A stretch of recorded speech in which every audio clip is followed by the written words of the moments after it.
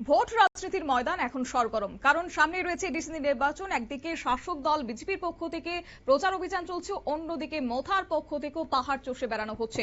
এই অবস্থায় টিটিএডিসি নির্বাচনকে কেন্দ্র করে প্রতিটি দলের প্রার্থীদের সমর্থনে প্রচার চলছে জোর কদমে। আজ 10 নম্বর কুলাই চাম্পাহাওর কেন্দ্রে তিপ্রামথা প্রার্থী রাজেশ্বর দেববর্মা সমর্থনে নাইলাহা বাড়ির বাজার সংলগ্ন এলাকায় অনুষ্ঠিত হয়েছে প্রকাশ্য জনসমাবেশ।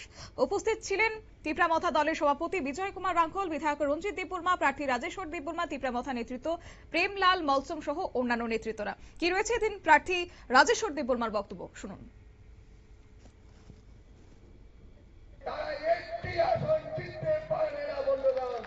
আমরা আজকে এই মঞ্চ থেকে আমরা আপনাদেরকে বলছি 28টার মধ্যে 28টা মহারাজার নেতৃত্বে আমরা আগামী 17 তারিখ আমরা আমাদের সব প্রতিপ্রার্থীরা জয়মালা পর্ব জয়ের মালা পড়ার জন্য শুধু দিনের অপেক্ষা। আজকে 9 তারিখ, আর মাত্র কত দিন? আর মাত্র 8 দিন। 8 দিনের মাথায় আমরা এডিসি জয় করব, এডিসি দখল করব। বন্ধুগণ, আমরা বুঝতে পারছি বন্ধুগণ, এই বিজেপি আর এই রাজ্যের সরকারে থাকতে পারবে না। সেই দিন আর বেশি দেরি নয়।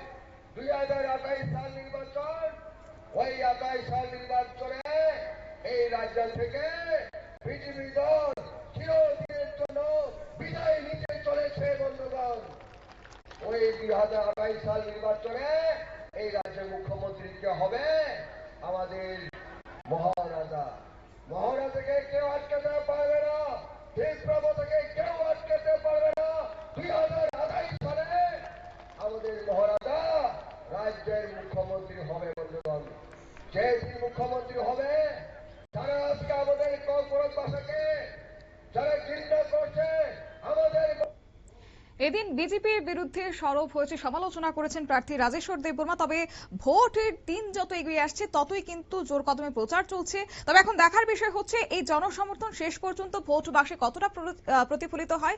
টিটিএডিসি নির্বাচনে কুলাই চাম্পাহাওর কেন্দ্রের জনগণের রায় নির্ধারণ করবে আগামী দিনের কুলাইয়ের রাজনীতি। নিয়ে নিচ্ছি ছোট্ট একটি বিজ্ঞাপন বিরতির সঙ্গে থাকুন।